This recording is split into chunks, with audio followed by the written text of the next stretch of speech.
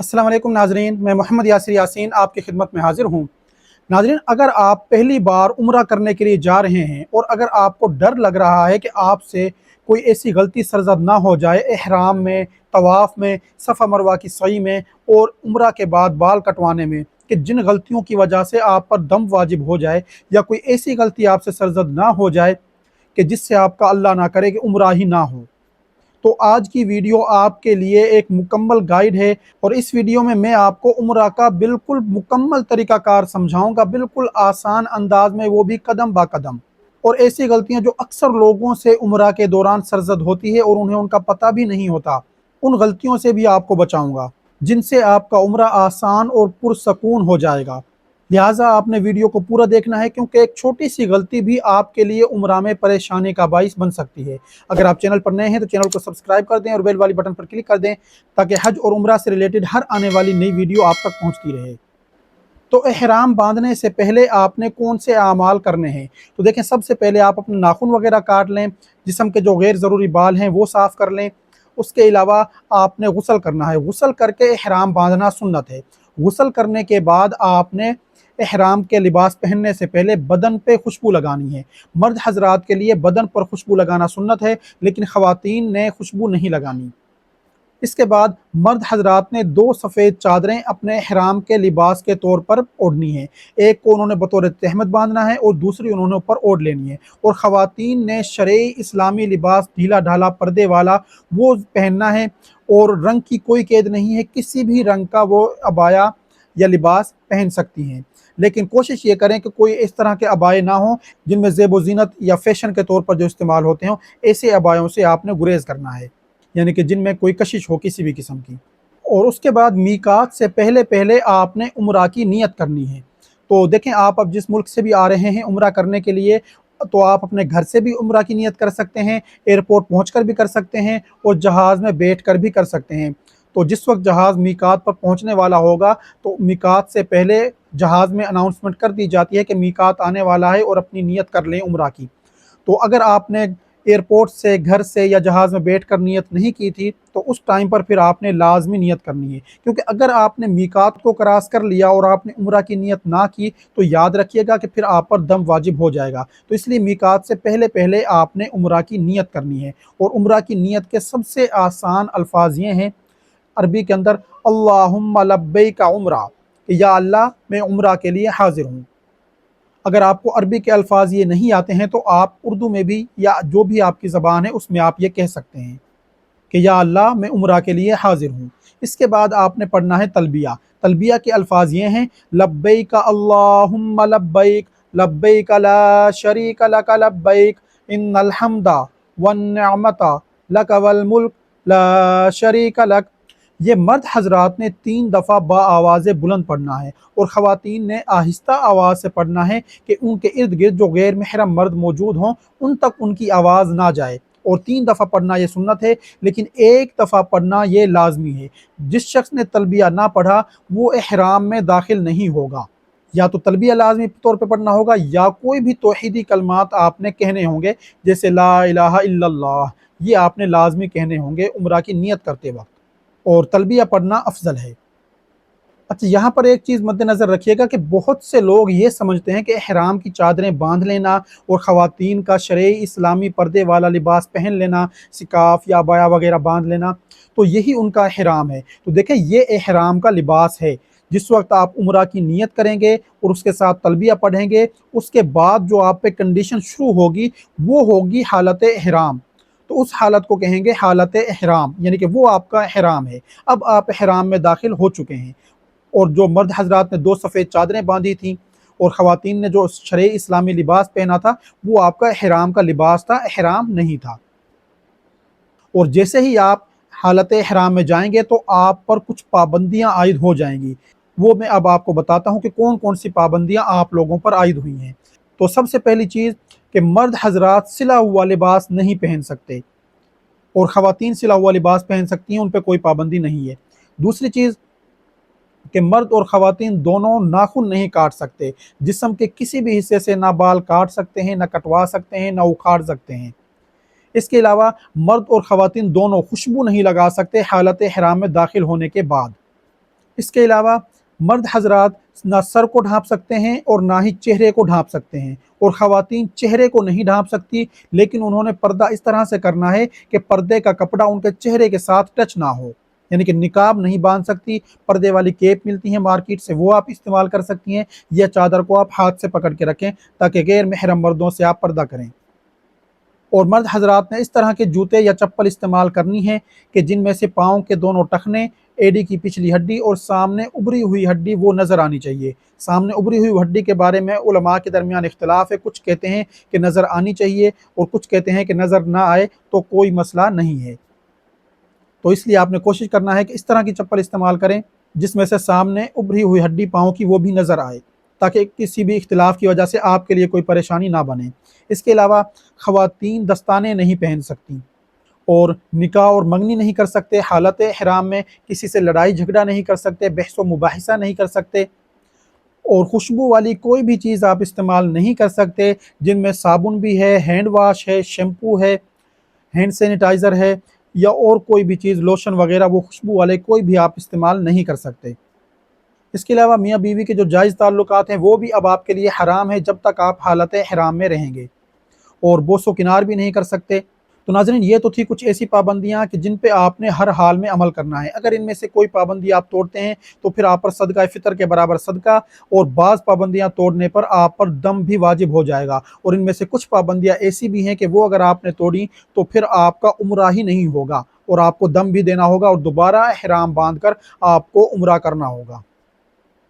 और जिस वक्त आप मस्जिदुल हराम में दाखिल होने लगें तो आपने ये दुआ पढ़नी है, बिस्मिल्लाहि वस्सलातु वस्सलामु अला रसूलिल्लाह। उसके बाद आप मस्जिद में दाखिल होने की दुआ पढ़ें, अल्लाहुम्मा ग़फ़िरली वफ़्तहली अब्वाब रहमतिक। तो अगर ये दुआएं आप इनमें से कोई भूल जाते हैं या ना पढ़ सकें या आपको नहीं आती हैं तब भी कोई मसला नहीं है, तो बस आप दायां पाँव अंदर रखें और अंदर दाखिल हो जाएं। और जब आपकी बैतुल्लाह पर नज़र पड़े तो उस वक्त आपने फिर खूब दुआएं मांगनी है जो भी आपने सोची हुई थी, क्योंकि इस वक्त बहुत से लोगों की दुआएं कबूल होती हैं। तो इसलिए बाबरकत जगह है, मुक़द्दस मकामात हैं, तो इसलिए आपने इस मकाम पर रो रो कर खूब अल्लाह रब्बुल इज़्ज़त से दुआएं करनी हैं। इसके बाद आपने चले जाना है मुताफ़ में तवाफ़ करने के लिए। तो मर्द हजरात उस वक्त अपना दायां कंधा ihram की चादर से बाहर निकाल लेंगे, यानी कि उन्होंने इस्तिबा करना है, और ख़वातीन जो हैं उन्होंने इस्तिबा नहीं करना। और हजर अस्वद वाले कोने के सामने आपने आना है। उसकी निशानी ये है कि बिल्डिंग्स पर जब आप देखेंगे तो वहाँ पर सब्ज़ लाइटें लगी हुई हैं, और खाना काबा का जो दरवाज़ा है उस साइड पे जो कोना बनता है उस पे हजर अस्वद नस्ब किया गया है। तो उस कोने के सामने आकर आपने उसका इस्तिलाम करना है, और इस्तिलाम का तरीका यह है कि बिस्मिल्लाहि वल्लाहु अकबर, दोनों हाथ उठाकर या एक हाथ उठाकर आपने उसका इस्तिलाम करना है, और उसके बाद आपने तवाफ़ शुरू कर देना है। और मर्द हजरात ने पहले 3 चक्करों में रमल करना है। रमल का क्या मतलब है कि उन्होंने आहिस्ता आहिस्ता, जैसे पहलवानों वाली चाल होती है, थोड़ा अकड़ के और कंधों को हिलाते हुए उन्होंने चलना है इस तरह से।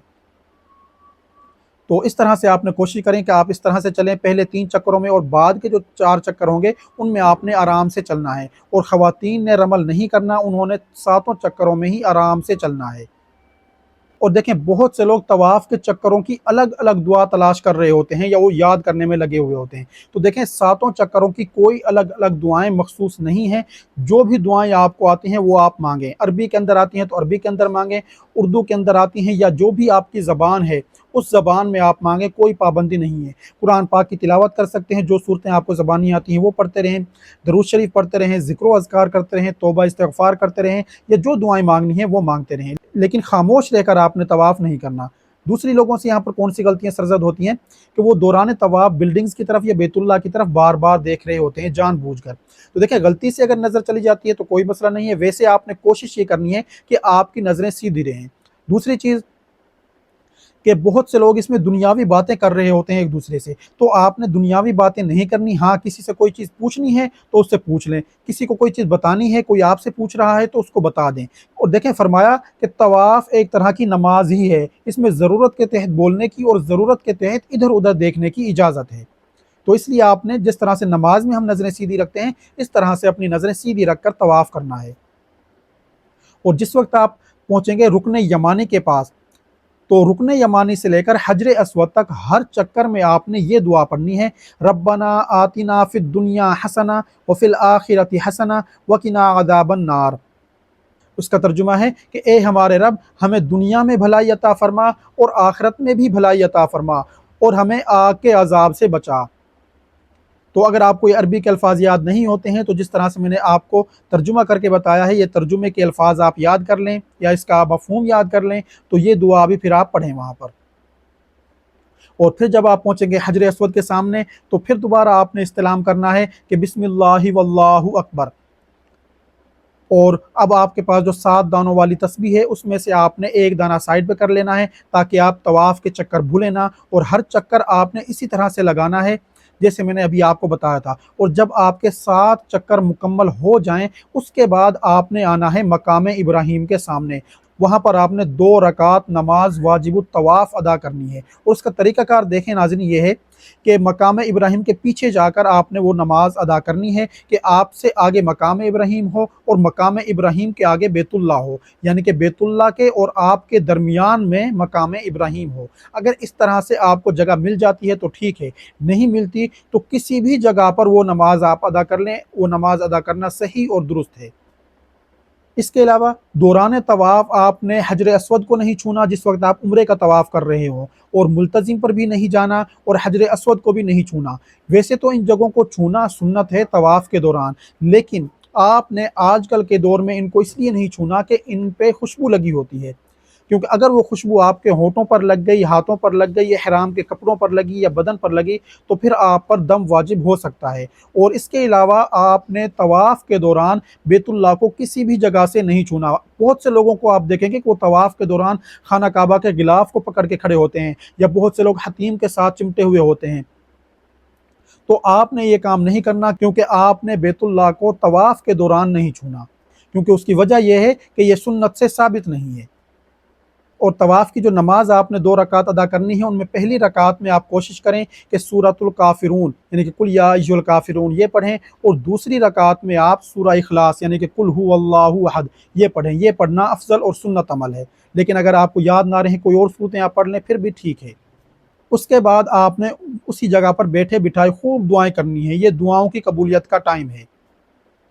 اس کے بعد آپ نے جانا ہے آب زمزم پینے کے لیے، تو آب زمزم کے کولروں کی جانب آپ جائیں، وہاں پر خوب سیر ہو کر آپ نے آب زمزم پینا ہے، قبلہ رخ ہو کر آپ آب زمزم پئیں، اور کوشش کریں کہ وہاں پر کھڑے ہو کر آپ آب زمزم پئیں اور خوب دعائیں مانگیں، کیونکہ آب زمزم پیتے وقت بھی دعائیں مانگنا یہ قبولیت کا ٹائم ہے، کیونکہ نبی کریم صلی اللہ علیہ وسلم نے اس ٹائم پر دعا مانگی تھی۔ آپ اپنی اولاد کے لیے، علم میں اضافے کے لیے، رزق میں اضافے کے لیے، یا کسی بھی بیماری سے یا کوئی بھی آپ کی مراد ہے تو وہ دعا آپ مانگ سکتے ہیں، کیونکہ نبی کریم صلی اللہ علیہ وسلم نے فرمایا، جس کا مفہوم ہے کہ آب زمزم کو جس مراد سے بھی پیا جائے اللہ رب العزت اس میں وہی برکت عطا فرماتا ہے۔ اور آب زمزم آپ نے خوب سیر ہو کر پینا ہے، اور آپ اپنے سر کے اوپر بھی آب زمزم ڈال سکتے ہیں، سر کے اوپر آب زمزم ڈالنا یہ سنت ہے۔ اور ویسے چہرے کو ٹھنڈا کرنے کے لیے یا ویسے آپ دھو سکتے ہیں، لیکن اس ٹائم پہ چہرے کو آب زمزم کے ساتھ دھونا وہ سنت نہیں ہے، سنت سمجھ کے آپ نے نہیں دھونا، ویسے اگر آپ پانی ڈالنا چاہتے ہیں تو ڈال لیں، کوئی حرج نہیں ہے۔ اس کے بعد آپ نے جانا ہے صفا مروہ کی سعی کرنے کے لیے، اور جس وقت آپ آب زمزم پینے کے بعد صفا مروہ کی سعی کرنے کے لیے جانے لگیں تو آپ نے حجر اسود کا ایک اور استلام کرنا ہے، اور اس کا طریقہ کار یہ ہے کہ یا تو آپ حجر اسود کے سامنے آ جائیں، اور اگر مطاف میں رش بہت زیادہ ہو تو جس سائڈ سے آپ جانے لگیں گے، جب آپ مطاف کے اوپر والی بلڈنگ میں جب آپ جائیں گے تو وہاں پر سبز لائٹیں لگی ہوئی ہیں، اور ان کے پیچھے سے ہی صفا مروہ کی سعی کے لیے رستہ جاتا ہے، تو اس سائڈ پہ آ کر سبز لائٹوں کے نیچے آپ پہنچ جائیں، اور وہاں سے آپ حجر اسود کا 9واں استلام کر لیں، اور اس کے بعد آپ چلے جائیں صفا مروہ کی سعی کرنے کے لیے۔ اور جس وقت آپ صفا پر پہنچیں تو پھر آپ نے یہ دعا پڑھنی ہے، ان الصفا والمروۃ من شعائر اللہ ابدأ بما بدأ اللہ بہ۔ اس کا مطلب ہے کہ بے شک صفا اور مروہ اللہ کی نشانیوں میں سے ہیں، اور میں بھی وہیں سے شروع کرتا ہوں جہاں سے اللہ نے شروع کیا۔ اور اس کے بعد آپ نے قبلہ رخ کھڑے ہو جانا ہے، اور 3 دفعہ آپ نے کہنا ہے اللہ اکبر اللہ اکبر اللہ اکبر۔ اس کے بعد آپ نے یہ دعا پڑھنی ہے، لا الہ الا اللہ وحدہ لا شریک لہ لہ الملک ولہ الحمد یحیی و یمیت وہو علی کل شیء قدیر۔ لا الہ الا اللہ وحدہ انجز وعدہ ونصر عبدہ وہزم الاحزاب وحدہ۔ یہ آپ نے پڑھنی ہے۔ اس کے بعد آپ نے خوب دعائیں مانگنی ہے صفا پہ کھڑے ہو کر، اور رخ آپ نے رکھنا ہے قبلے کی طرف یعنی کہ بیت اللہ کی طرف۔ اور دیکھیں صفا پر اور مروہ پر دعائیں مانگنا یہ قبولیت کا ٹائم ہے، اور نبی کریم صلی اللہ علیہ وسلم نے یہاں پر کافی دیر تک لمبی لمبی دعائیں کی ہیں جس وقت نبی کریم صلی اللہ علیہ وسلم صفا مروہ کی صحیح کرتے تھے۔ تو اس لیے آپ نے بھی یہاں پر خوب دعائیں کرنی ہیں، اور آپ نے صفا مروہ کی صحیح کا آغاز صفا سے کرنا ہے۔ بہت سے لوگ غلطی یہ کرتے ہیں کہ وہ مروہ سے صحیح کا آغاز کرتے ہیں، تو دیکھیں مروہ سے آپ نے صحیح کا آغاز نہیں کرنا، ورنہ آپ کا پہلا چکر وہ کاؤنٹ نہیں ہوگا۔ دوسری چیز کہ صفا سے جب آپ جانے لگیں گے مروہ کی جانب تو رستے میں سبز لائٹیں آئیں گی، تو مرد حضرات نے ان لائٹوں کے نیچے سے دوڑ کر گزرنا ہے، یعنی کہ آرام سے دوڑ کر گزریں، اور خواتین وہاں سے آرام سے چلتے ہوئے گزریں گی۔ اور جب آپ پہنچیں گے مروہ پر تو اب آپ کا ایک چکر مکمل ہو گیا۔ بیت اللہ کا تو اس طرح سے تھا نا کہ حجر اسود سے آپ نے طواف کا آغاز کیا، اور چاروں کونوں سے ہوتے ہوئے جب آپ حجر اسود پر پہنچے تو آپ کا ایک چکر مکمل ہوا تھا۔ لیکن صحیح میں ایسا نہیں کرنا کہ جس وقت آپ صفا سے چلیں گے تو صفا سے مروہ تک آپ کا ایک چکر مکمل ہوگا، پھر مروہ سے صفا کی جانب جب آپ آئیں گے تو آپ کا ایک اور چکر مکمل ہو جائے گا۔ تو اسی طرح سے آپ نے 7 چکر مکمل کرنے ہیں، اور ہر دفعہ مرد حضرات سب لائٹوں کے نیچے سے دوڑ کر گزریں گے۔ اور جب آپ مروہ پر پہنچیں گے تو مروہ پر بھی آپ نے قبلہ رخ کھڑے ہو کر وہی دعائیں پڑھنی ہیں جو میں نے آپ کو بتائی تھی کہ آپ نے صفا پہ پڑھنی ہے، اور اس کے علاوہ جو بھی آپ دعائیں مانگنا چاہتے ہیں وہ خوب دعائیں مانگیں اپنی زبان میں۔ اور جب آپ کے صفا مروہ کے 7 چکر مکمل ہو جائیں تو پھر آپ نے 2 رکعت نفل نماز ادا کرنی ہے شکرانے کی۔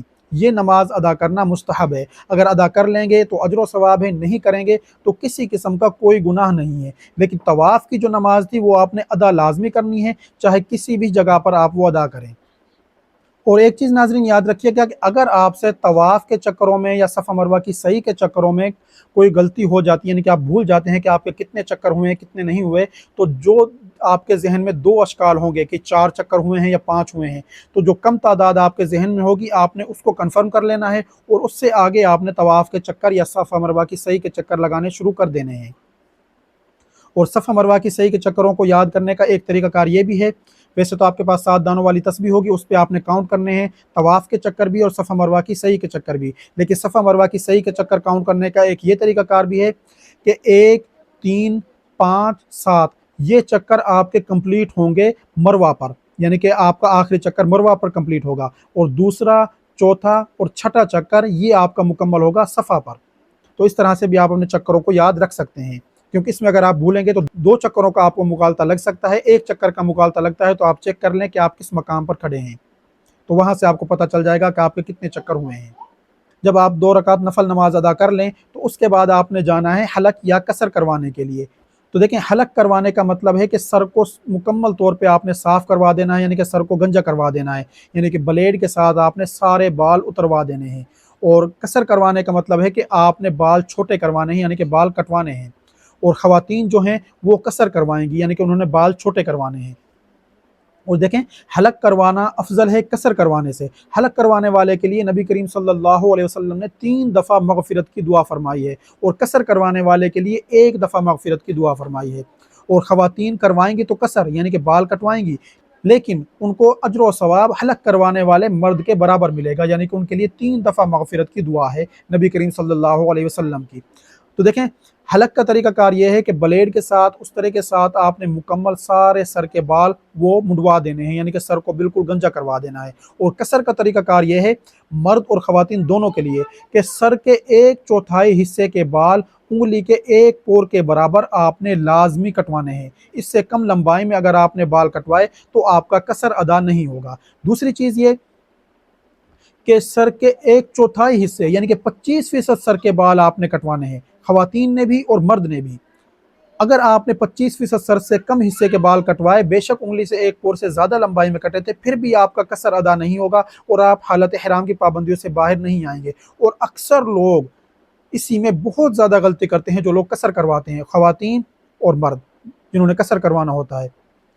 तो इसलिए ख़वातीन इस तरह से करें, अगर ख़वातीन के बाल ऊपर से नीचे तक बिल्कुल एक जैसे हैं तो फिर वो एक ही जगह से बालों को पकड़ें और उंगली के एक पोर के बराबर बाल काट लें। लेकिन अगर उनके बाल ऊपर से नीचे आते हुए छोटे होते जाते हैं तो फिर उन्होंने बालों को 3 या 4 हिस्सों में डिवाइड करना है और हर हिस्से से उन्होंने उंगली के एक पोर के बराबर बाल काट लेने हैं, ताकि 25% सर के बाल जो हैं वो कट जाएं। और मर्द हजरात ने भी इसी तरह से बाल कटवाने हैं कि 25% सर के बाल कम से कम उंगली के एक पोर के बराबर। और बहुत से लोगों को आप वहाँ पर देखेंगे कि वो कैंची से थोड़ी थोड़ी जगह से बाल कटवा लेते हैं, 5-6 जगह से, और समझते हैं कि हमारा कसर अदा हो गया। तो ऐसे लोगों का कसर अदा नहीं होता है, वो हालत ihराम की पाबंदियों से बाहर नहीं आते हैं, और जब तक वो मुकम्मल कसर नहीं करवाएंगे या हलक नहीं करवाएंगे उनको गुनाह मिलता रहेगा, और बहुत से लोगों पर फिर इसी वजह से दम वाजिब हो जाता है। तो नाज़रीन, ये तो था उम्रा का मुकम्मल तरीक़ाकार। तो इंशाअल्लाह अब आपका उम्रा मुकम्मल हुआ और इंशाअल्लाह कबूल भी होगा। और नाज़रीन, अगर आप उम्रा करने के लिए जा रहे हैं या आपके ख़ानदान में से, दोस्त अहबाब में से, रिश्तेदारों में से कोई भी उम्रा करने के लिए जा रहा है तो उस तक इस वीडियो को सदका जारिया समझकर लाज़मी पहुँचाएँ, क्योंकि जब वो आसानी के साथ अपना उम्रा अदा करेंगे तो इंशाअल्लाह उसका अजर व सवाब आपको भी मिलता रहेगा। और नाज़रीन, मुझे अपनी दुआ में ज़रूर याद रखिएगा। अगर आपने अभी तक वीडियो को लाइक नहीं किया तो वीडियो को लाइक कर दें, शेयर कर दें, मेरे चैनल को सब्सक्राइब कर दें और बेल वाली बटन पर क्लिक कर दें, ताकि हज और उम्रा से रिलेटेड हर आने वाली नई वीडियो आप तक पहुँचती रहे। शुक्रिया।